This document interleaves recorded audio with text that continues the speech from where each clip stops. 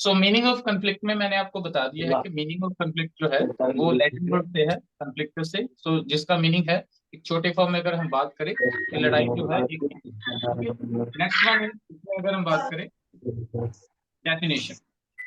Definition क्या है?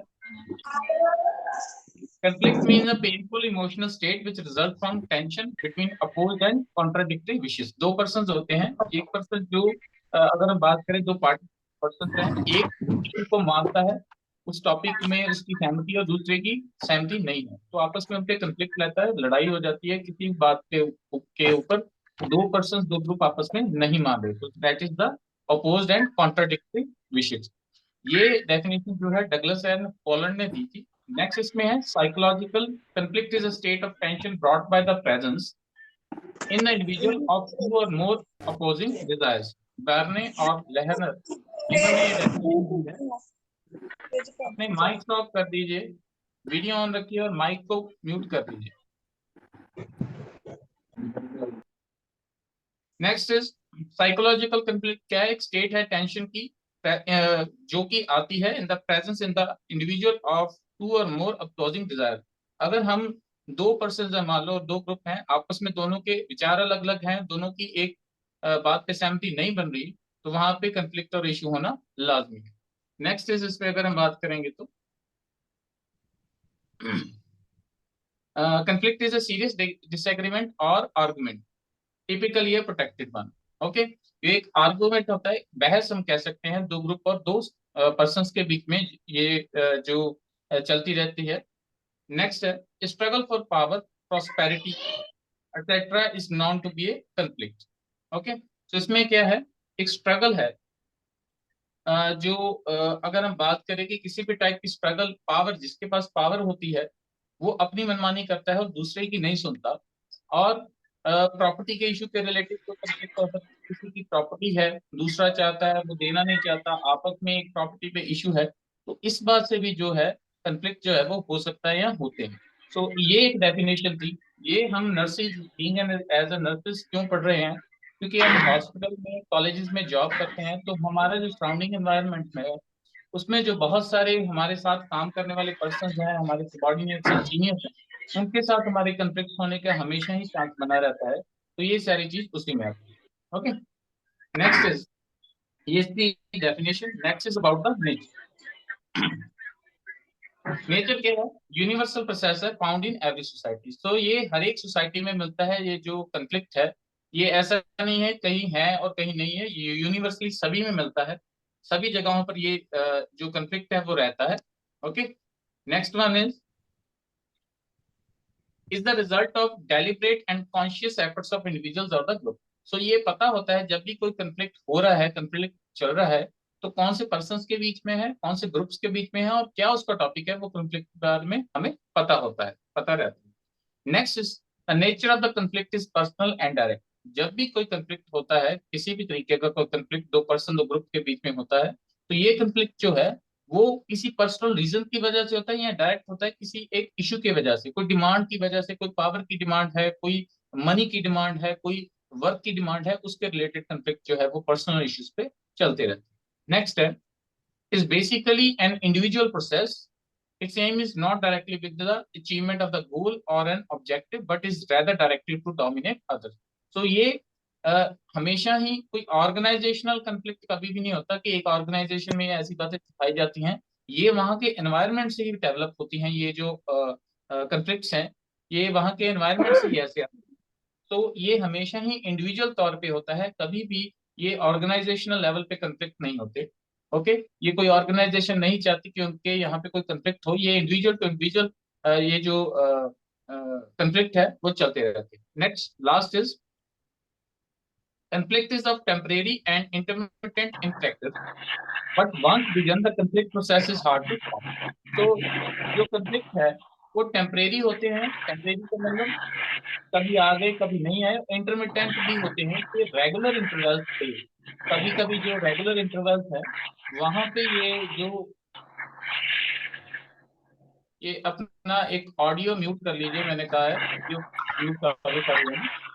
Disturbance आ रही है। बंद कर, आवाज आती है।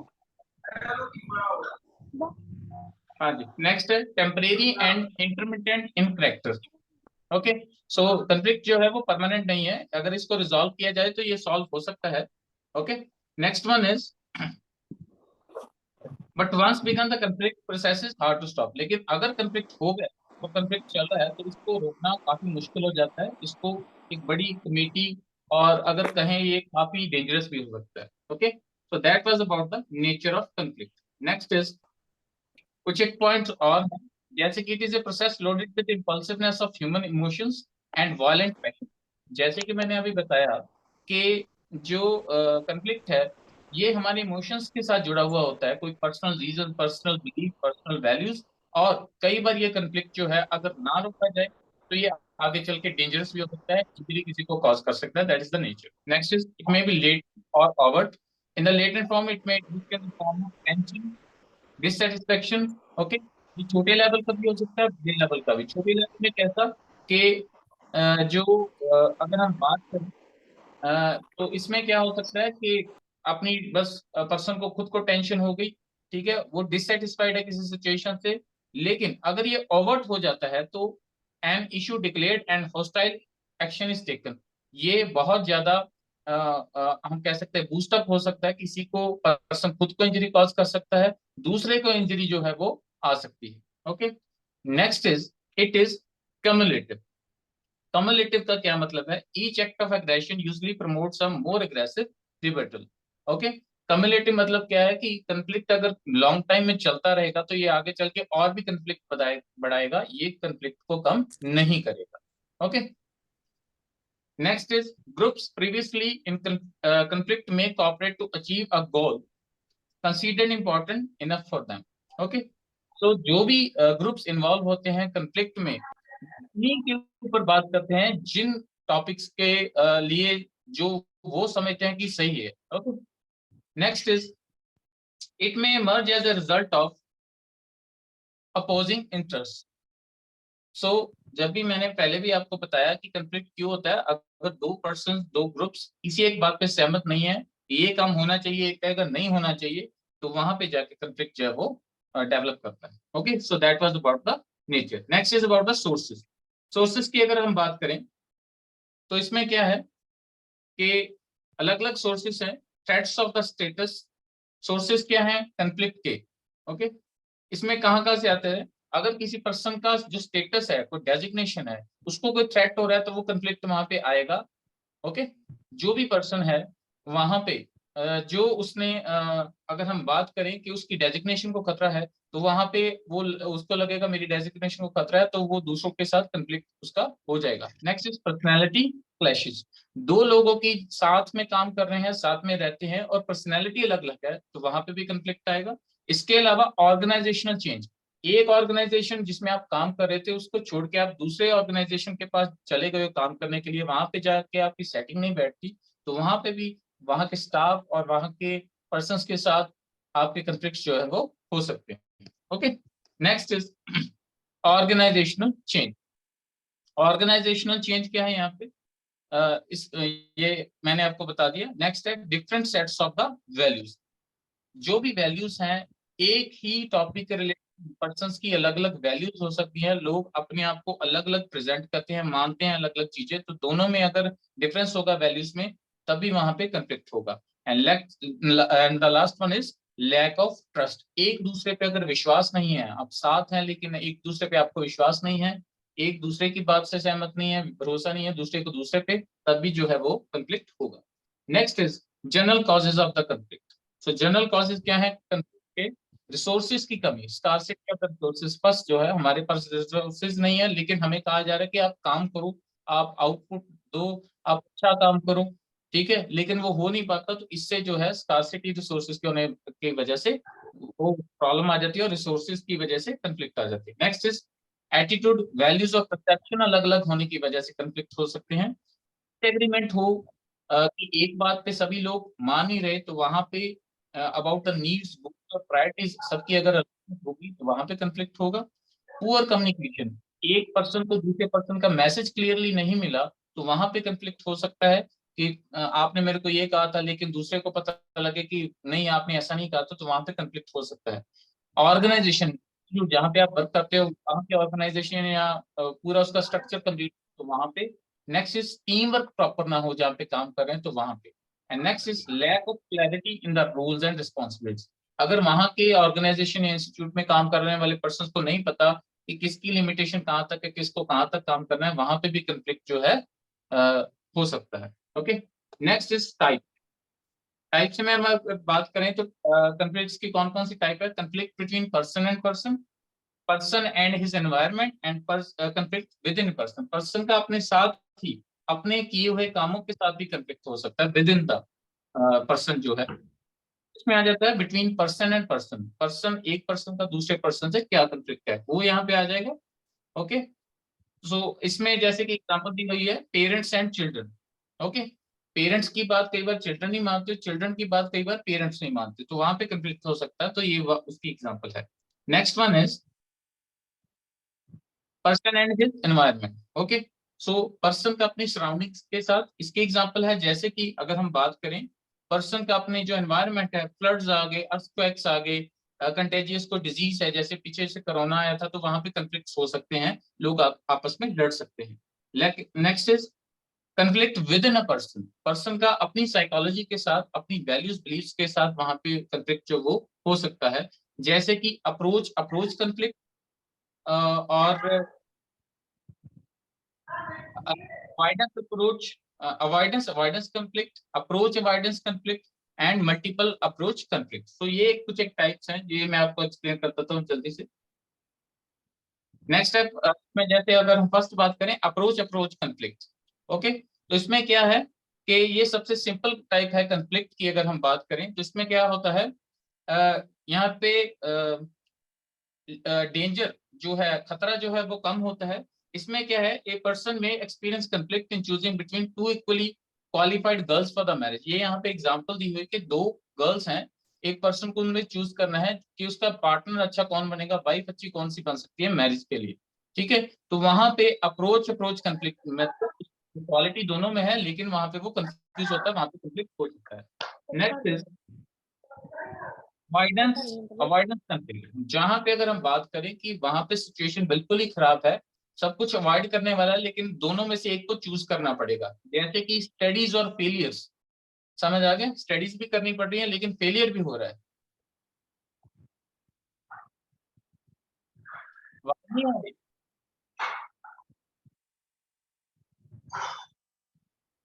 हेलो?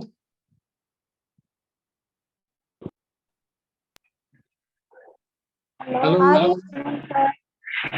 हाँ जी, आ सर जाए। आ रही है आवाज। आ रही है sir. Next is approach avoidance conflict. Okay. Next is approach avoidance conflict. Approach avoidance क्या है? इसमें अप्रोच क्या है, इसमें क्या है, जैसे कि एग्जांपल दी हुई है ice cream is delicious but is that also cause obesity. लेकिन हमारा खाने का दिल भी है, लेकिन ये ओबेसिटी भी कॉज करती है। पर्सन वहां पे सोचता है मैं खाऊं या ना खाऊं, तो वो कंफ्यूज रहता है, वहां पे भी कंफ्लिक्ट होने के chances with in the person जो वो होते हैं। ठीक है। Next is multiple approach. इसमें आ जाता है मल्टीपल अप्रोच अवॉइडेंस कंफ्लिक्ट। इसमें आ जाता है our life involves positive and negative goals. इसमें दोनों चीजें आ जाती हैं, पॉजिटिव और negative. We have to select in between, जैसे कि यहाँ पे एक एग्जांपल दी गई है कि student experiences culprit between making good grades and making it good to the football team. जैसे पर्सन कई बार हम दो चीजें इकट्ठी करना चाहते हैं, अच्छा पढ़ना भी चाहते हैं लेकिन अच्छा खेलना भी चाहते हैं, तो दोनों कई बार अच्छा नहीं हो पाता, लेकिन हमें दोनों ही चाहिए। तो उसमें एग्जांपल आती है, ये है type multiple approach avoidance conflicts. Okay. Next आ गया जी इसमें लेवल्स। सो लेवल्स क्या है? लेवल्स में आ गया लेवल्स ऑफ द कॉन्फ्लिक्ट्स। यहाँ पे चार लेवल्स हैं। फर्स्ट इज इंट्रापर्सनल, ये पर्सन के अंदर अपने खुद के साथ ही कॉन्फ्लिक्ट्स होते हैं, उसको हम बोलते हैं intrapersonal. When he has to complete decide between two or more. Okay. Second is interpersonal, अगर when people have incompatible needs, goals and approaches in their relationship। तो ये लेवल क्या है? इसमें हम एक और दूसरे पर्सन के जो आपस में नीड्स हैं, गोल्स हैं, उसमें डिफरेंस आने की वजह से जो कंफ्लिक्ट आता है उसको बोलते हैं interpersonal. Next is inter group conflict. Inter group क्या है? दो ग्रुप्स में। इंटरपर्सनल क्या था? दो पर्सन्स के बीच में।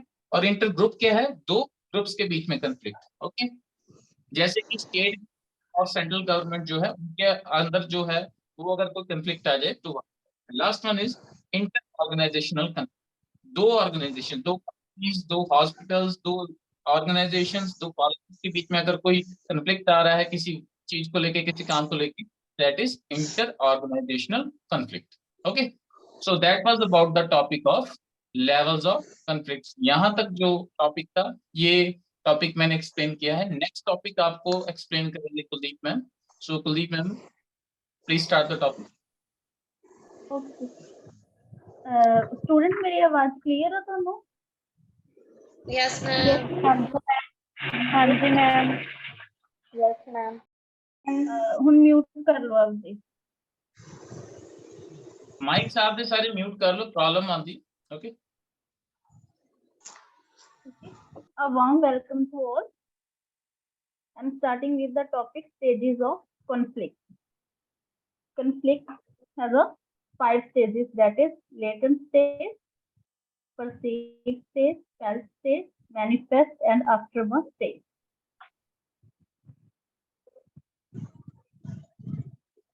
First one is the latent stage. It is the first stage in the 5 stages of conflict. People may be in conflict without being aware that they are in conflict.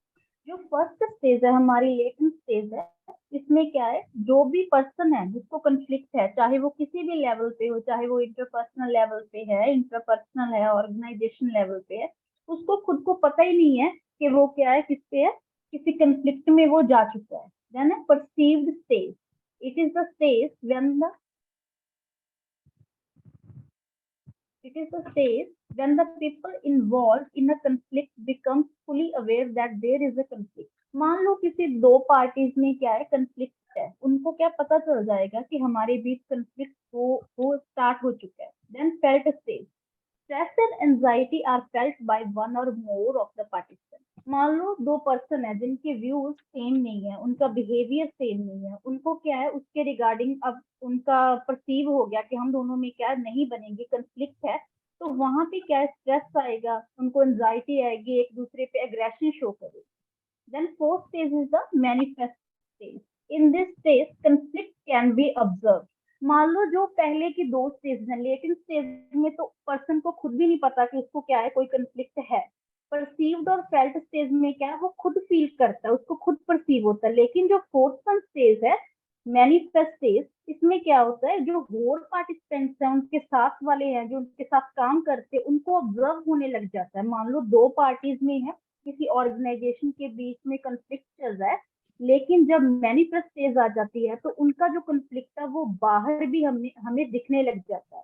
The manifest stage can take a number of shapes including emails, phone messages, face to face meeting और any situation in which the conflict could be observe. उसमें क्या होता है, वो एक दूसरे को emails के थ्रू, फोन कॉल के थ्रू, मैसेजेस के थ्रू क्या करते हैं, बातें करते हैं, जिनके थ्रू उनका कंफ्लिक्ट दिखता है। मान लो जैसे हम देखते हैं जितने भी ये टीवी एक्टर्स होते हैं, इनका मान लो किसी के साथ कंफ्लिक्ट चल रहा है, पहले तो क्या है, उनको किसी की मूवी के रिगार्डिंग हो गया, वो पहले क्या एग्रेशन शो करेंगे कि उसकी मूवी कैसे आगे चल रही है, लेकिन फिर थ्रू वीडियो कॉल वो अपना क्या मैसेज देते हैं कि इनकी पिक्चर ना देखो, ये कंटेंट है, ये सारा, उनसे हम क्या देख लेते हैं कि इनका उस एक्टर के साथ क्या चल रहा है, कोई ना कोई कंफ्लिक्ट चल रहा है। The last is the aftermath stage. This is the final stage in which there is some outcome of conflict such as resolution or dissolution of the problem. इसमें क्या है, जब हमें क्या है, तो कंफ्लिक्ट आ गया हमारी, ये लास्ट स्टेज है। जब ये आ जाता है, इसमें क्या है, अगर हम उसका कोई हमें सोल्यूशन मिल जाता है तो वो हमारा कंफ्लिक्ट क्या हो जाता है, खत्म हो जाता है। मान लो हम वहां पे कोई भी सोल्यूशन हमें नहीं मिलता, वो हमारा जो कंफ्लिक्ट है वो आगे क्या है, बढ़ता है। Then next is the traditional versus the modern view of conflict. इसका मतलब है कि पहले जो कंफ्लिक्ट होते थे, पहले जो लड़ाई झगड़े होते थे, लेकिन अब जो कंफ्लिक्ट है उनमें क्या क्या डिफरेंस है। ट्रेडिशनल व्यू, पहले का व्यू क्या था, कंफ्लिक्ट इज अवॉइडेबल। इसमें क्या था कि अगर किसी में कोई लड़ाई झगड़ा हो गया, उनके व्यूज क्या है, मिल नहीं रहे, बिहेवियर मैच नहीं कर रहा, उनके कास्ट अलग है, कस्टम अलग है, रिलीजन है, वो क्या था कि वो अवॉइड हो जाते थे। अगर उनको समझाया जाता तो वो क्या है, अवॉइड कर लेते। लेकिन मॉडर्न व्यू में क्या है कि इनएविटेबल, इनको खत्म नहीं किया जाता, ये आगे आगे बढ़ते जाते हैं। Then conflict is caused by management error. पहले क्या होता था कि उनका पर्सनल कोई कुछ नहीं होता था, जो भी कुछ उनकी एरर आती थी वो किसकी वजह से होती थी कि मैनेजमेंट है जो टॉप लेवल का उनको ऑर्गेनाइजेशन है, उनकी वजह से उनको क्या होता था, कोई ना कोई उनमें कंफ्लिक्ट आता था।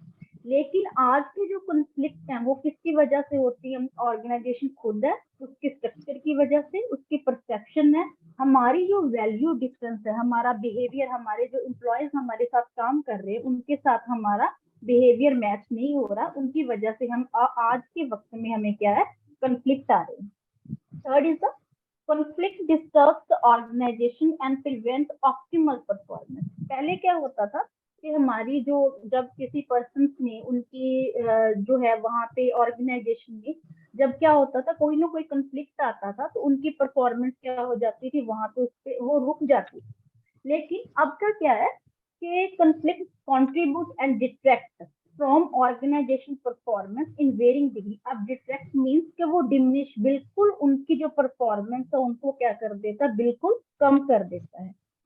Then next is the in the traditional views, optimal organization performance require the removal of conflict। इसमें क्या था कि जब भी जो हमारी ऑर्गेनाइजेशन है, हमारे टॉप लेवल के मैनेजर्स हैं, टॉप लेवल के जो भी अथॉरिटीज हैं, वो क्या थी, इन्वॉल्व होती थी, तो वो कंफ्लिक्ट क्या हो जाता था, बिल्कुल खत्म हो जाता है। लेकिन अब के जो व्यू है, अब देखते हैं जैसे कॉन्फ्लिक्ट को, इसमें अगर ऑर्गेनाइजेशन है वो जितना भी अपना बेस्ट पॉसिबल दे, लेकिन वो कॉन्फ्लिक्ट को किस लेवल पे खत्म कर सकते हैं, ओनली मॉडरेट लेवल।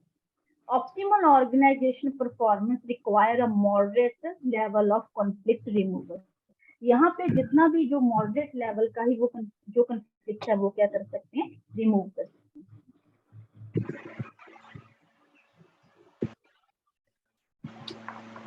हैं। नेक्स्ट इज द साइकिल, कि जब भी किसी ऑर्गेनाइजेशन में किसी पर्सन में कॉन्फ्लिक्ट आता है तो वो कैसे कैसे एंटर करता है, क्या क्या साइकिल है।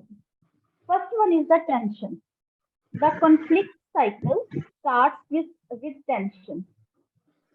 There are multiple items that cause the tension। इसमें क्या है कि जब भी कभी भी हमें टेंशन है, तो हमारा किसी के साथ व्यू नहीं मैच किया, तो उसमें क्या आ जाएगी, टेंशन। वो हमारा फर्स्ट स्टेप होगा, फर्स्ट साइकिल का फर्स्ट स्टेप है कि आगे जाके इन दोनों में या इनकी ऑर्गेनाइजेशन में क्या होएगा, आगे जाके कंफ्लिक्ट हो जाएगा। Then a role dilemma. This can be more easily understood if you think about blame. The tension has been created and now someone needs to be blamed. वैसे जो डायलेमा का मीन्स क्या होता है, अगर वो हम सिंपल वर्ड में यूज करें तो क्या है कि दो सिचुएशंस होती हैं, उनमें हमें पता ही नहीं होता कि हमने क्या किसको चूज करें। लेकिन यहाँ पे कंफ्लिक्ट में क्या है, कंफ्लिक्ट के रोल डायलेमा में क्या है कि जब किसी दो पर्सन में टेंशन क्रिएट हो जाती है तो वो क्या है, एक दूसरे को ब्लेम करना स्टार्ट कर देते हैं। Then third is the gathering injustice. To prove that the blame is accurate, you look for the facts to support your case। इसमें क्या है कि जब हम क्या, एक पर्सन दूसरे को ब्लेम करता है कि तू गलत है, वो सामने वाले को बोलता है कि तू गलत है, फिर वो दोनों अपने आप को ठीक प्रूफ करने के लिए क्या करते हैं, प्रूफ गैदर करने लग जाते हैं, चाहे वो ठीक हो चाहे वो गलत हो। है ना, कन्फ्रंटिंग। कन्फ्रंट मतलब उसका सामना करना। Now with the injustice gathered, you confront each other to see who will win। इसमें क्या है, जब वो पहले उनमें टेंशन क्रिएट हो गई और वो साइकिल स्टार्ट हो गया, उनके व्यूज एक दूसरे से मैच नहीं हुई, देन रोल डायलेमा, उन्होंने एक दूसरे को ब्लेम करना स्टार्ट कर दिया कि तेरी वजह से परफॉर्मेंस डाउन गई, वो दूसरा पर्सन बोल रहा है कि तेरी वजह से डाउन है। देन गैदरिंग इनजस्टिस, उन्होंने अलग अलग तरह के प्रूफ इकट्ठे करने शुरू कर दिए कि मैं उसको गलत ठहराऊं, दूसरा बोलता है कि मैं उसको गलत ठहराऊं। देन कन्फ्रंटिंग, यहाँ पे क्या करते हैं, वो एक दूसरे को सामना करते हैं एंड देखते हैं कि जिसका बेस्ट आर्गुमेंट हुआ कि कौन जीतेगा यहाँ पे। देन लास्ट जो साइकिल है ये है एडजस्टिंग। हाँ जी, हाँ जी, अपने को ना लास्ट 7 मिनट है क्या मीटिंग 40 मिनट वाली। ओके। हाँ जी, हाँ जी, ठीक, करो करो continue. At some point in the confrontation you move into the adjustment phase. इसमें क्या, जब पर्सन किसी दूसरे को सामना कर लेता है ना कि हाँ तेरी वजह से झगड़ा है, वो बोल रहा है कि तेरी वजह से झगड़ा है, वो प्रूफ देते हैं, यहाँ पे एडजस्टमेंट फेस आता है। जो आपका सर प्लीज पिछली वाली करें स्लाइड।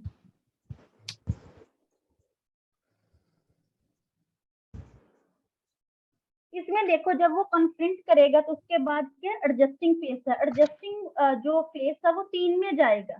मान लो जो पर्सन है जिसने बोला कि I have got more issues, जब उसने क्या उसको कन्फ्रंट किया, उसका सामना किया, तो उन्होंने बोला कि मेरे को तो और भी इसके साथ क्या है कोई इश्यूज है, तो वो टेंशन क्या है फिर से बढ़ जाएगी, वो साइकिल सारा स्टार्ट हो जाएगा। मान लो पर्सन ने बोला कि I did not gather enough stuff, कि मेरे पास और कोई नहीं है इनके बारे में बोलने के लिए, कि मेरे को कुछ और चीजें चाहिए कि मैं अपने आप को सही प्रूफ करूं, तो वो किस पेज पे आ जाएगा, गैदरिंग इनजस्टिस, कि वो अपने प्रूफ इकट्ठा करे और फिर से वो साइकिल स्टार्ट होगा। Third one is the I am out here, वो बोल रहा है कि मैं तो एग्जिट करूंगा, मैं और ये कुछ सहन नहीं कर सकता, तो वो एग्जिट ही कर जाएगा। लेकिन इसमें क्या है कि वो अगर पर्सन ठीक भी हुआ, अगर उसने छोड़ दिया तो वो गलत प्रूफ हो जाएगा। फोर्थ जो बेस्ट पॉसिबल सोल्यूशन है एडजस्टिंग फेस का, वो क्या है, रेजोल्यूशन। इसमें क्या है, हमने एक फॉर्म डिसीजन ले लेना है। मान लो तो गैदरिंग उन्होंने गैदर प्रूफ किए हैं इकट्ठा, उनसे वो देख लेते हैं कि जो बेस्ट पॉसिबल सोल्यूशन होता है वो दोनों पार्टीज को दे देते हैं कि बेस्ट कौन सा, और जिसकी वजह से उनका कॉन्फ्लिक्ट क्या है वो खत्म हो जाएगी। देन अनदर इफेक्ट, कि मान लो किस जहाँ पे कॉन्फ्लिक्ट आ गया तो उनके क्या क्या इफेक्ट्स होते हैं। 2 तरह के इफेक्ट्स हैं, डिस्ट्रक्टिव और कंस्ट्रक्टिव। जब किसी में कन्फ्लिक्ट है उसमें स्ट्रेस भी आएगा, एब्सेंट रहने लग जाएगा। वो मान लो स्टूडेंट है, 2 स्टूडेंट के बीच में आ गया कन्फ्लिक्ट, तो वो क्या एक स्टूडेंट एब्सेंट रहने लग जाएगा कि मैं रोज रोज लड़ाई क्यों करूं। Decrease student performance. मान लो टीचर और स्टूडेंट के बीच में कॉन्फ्लिक्ट आ गया, टीचर टीचर में आ गया, उनकी वजह से क्या उनकी परफॉर्मेंस क्या हो जाएगी, कम हो जाएगी। डीमोटिवेशन, उनको क्या उनमें मान लो कॉन्फ्लिक्ट वाला पर्सन हाई रैंक का है, वो उसे क्या है कोई भी मार्क्स अच्छे नहीं देगा, उसको प्रमोशन नहीं देगा, उसमें मोटिवेशन डीमोटिवेशन आ जाएगी। Then non productivity, violence create होगा, ब्रेकडाउन ऑफ रिलेशनशिप। ये अगर हमारा कॉन्फ्लिक्ट इंटरपर्सनल लेवल पे है, तो हमारा मान लो किसी के साथ हम टेंशन में है, तो हमारे जो पर्सन है जिनके साथ हमारा रिलेशन है, तो वो क्या कॉन्फ्लिक्ट है उनके साथ, तो हमारा रिलेशन क्या हो जाए, टूट जाएगा। देन डिस्ट्रक्शन ऑफ कम्युनिकेशन, हम जिनके साथ हमारा कॉन्फ्लिक्ट है उनसे बात करना बंद कर देंगे। लेकिन इसका कंस्ट्रक्टिव इफेक्ट भी है कि हमारी डिसीजन क्वालिटी इंप्रूव होती है। मान लो 2 पार्टीज है जिसमें क्या कॉन्फ्लिक्ट चल रहा है, तो जो सही में है, जिसने दूसरे को रॉन्ग प्रूफ करना है, तो वो बेस्ट पॉसिबल डिसीजन लेगा, उसकी क्वालिटी डिसीजन की क्या हो जाएगी, इंक्रीज हो जाएगी। क्रिएटिविटी इंक्रीज हो जाएगी। क्रिएटिविटी मतलब जो पिछले का हमने देखा है ना कि उन्होंने गैदर करने इनजस्टिस, हमारे प्रूफ गैदर करने हैं, तो उनमें इतनी क्रिएटिविटी आएगी कि मान लो वो पर्सन रॉन्ग भी है, उसने ठीक प्रूफ होना है, तो वो क्या क्रिएटिव तरीके से क्या वो गलत प्रूफ को भी क्या कर देगा, ठीक कर देगा। देन इंकरेज इंटरेस्ट, जितना मान लो 2 पार्टीज में है कॉन्फ्लिक्ट चल रहा है, तो इंटरेस्ट होगा कि मैं ज्यादा आगे बढ़ूं, दूसरा बोलेगा कि मैं आगे बढ़ूं। कॉन्फ्लिक्ट मैनेजमेंट, मैनेजमेंट के नाम से क्लियर है कि जो भी है हमारा कॉन्फ्लिक्ट, उनको क्या करना है, हमने मैनेज करना है। Conflict management is the process of limiting the negative aspect of conflict while increasing the positive aspect of conflict. इसमें क्या है, हमने ऐसे मैनेज करना है तो जो उसके नेगेटिव एस्पेक्ट है, जैसे हमारी परफॉर्मेंस डिक्रीज हो रही है, हम वहां से एब्सेंट रहने लग गए हैं, डीमोटिवेशन आ गई, उन सारे एस्पेक्ट को हमने क्या कम कर देना है। और पॉजिटिव एस्पेक्ट है, मान लो उनकी जो क्रिएटिविटी इंक्रीज हो रही है, उनको आगे लेके आना है। हर जो भी मैनेजमेंट होती है उनका कुछ ना कुछ एम होता है। इसका एम क्या है कि हमने इनहेंस करना है learning and the group outcome को। मान लो हमारे ग्रुप में कॉन्फ्लिक्ट चल रहा है, हमने उसको क्या इंक्रीज करना है, इंक्लूडिंग इफेक्टिवनेस और performance in the organisation.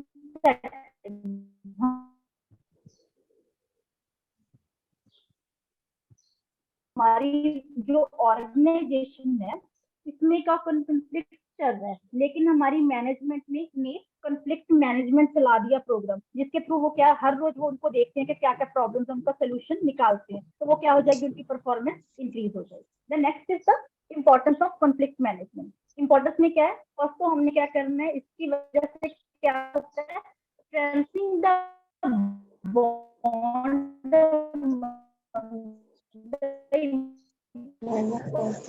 Excuse me ma'am, ma'am थोड़ी आवाज नहीं सही आ रही। Hello network problem.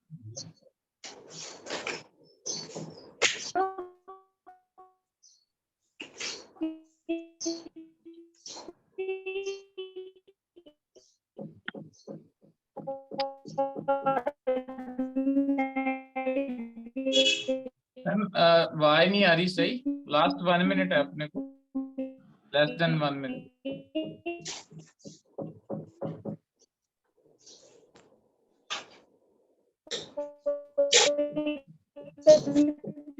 हेलो हमने वो मैनेज कर दिया एक्सक्यूज मी मैम, आवाज नहीं आ रही थोड़ी।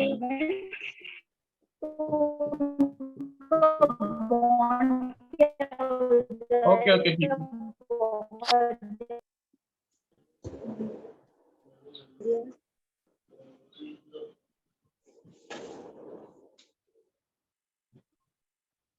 हेलो आ रही है।